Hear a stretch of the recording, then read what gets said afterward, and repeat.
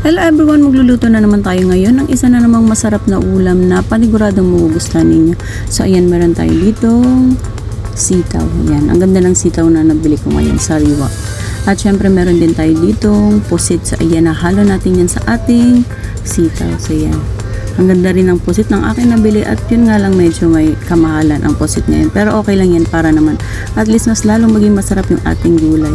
So ito yung ating mga sangkap. Ayan, meron tayong bawang, luya, sibuyas, paminta, siling haba.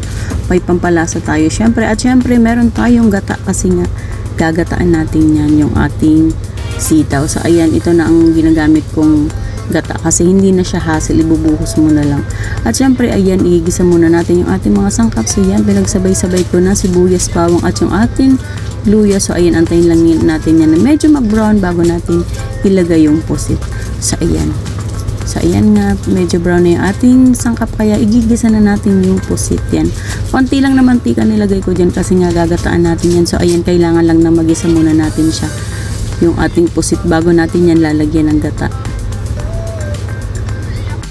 Hayaan lang muna natin yan na mag-isa mga ilang minuto para naman yung mga sangkap ay manuot sa ating pusit. So ayan, dahil matagal na nating nagisa yung ating pusit, so ayan, lalagay na rin natin yung ating instant gata. So ayan, para naman tuluyan ang maluto yung ating pusit at syempre para naman manuot yung ating gata sa ating pusit. So ayan.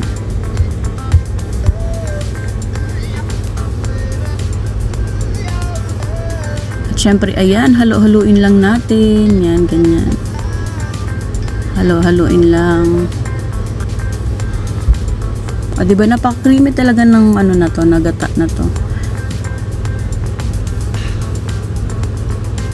So, ayan nga, luto na yung ating pusit. Kaya, lalagay na rin natin yung ating gulay. Yan, ganyan lang kabilis, ganyan lang kasimple ang proseso ng pagluto ng gulay na ito. At ito, ngayon lang ako nagluto nito kasi trinay ko lang ito. Dahil nga minsan yung paulit-ulit ang ulam natin, minsan nakakaumay din. So ayan, nilagay ko na rin yung ating pampalasa, yung paminta at siling haba kasi nga luto na yung ating pusit. So ayan, halo-haloin lang natin yan. At syempre ayan nga, nahalo ko na yun at hayaan lang natin yan na kumulo hanggang sa tuluyang maluto yung ating sitaw. So ayan, hayaan lang natin na kumulo. Pero dapat yung apoy alalay na lang kasi luto naman na yung pusit. At syempre para hindi ma-overcook yung ating sitaw.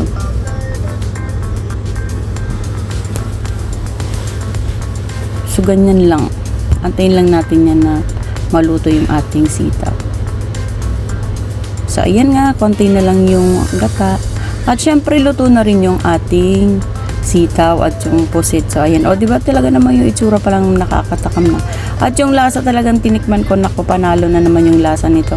Kaya try nyo nang magluto ng ulam na ito. So ako ngayon ko lang ito niluto kasi minsan yung ulam natin kapag paulit-ulit magsasawa talaga tayo. Kaya pag may time kayo, try nyo gawa ng mga ulam na kakaiba para naman talagang matakam kayo. At syempre para hindi kayo maumay sa paulit-ulit na niluluto ninyong mga ulam.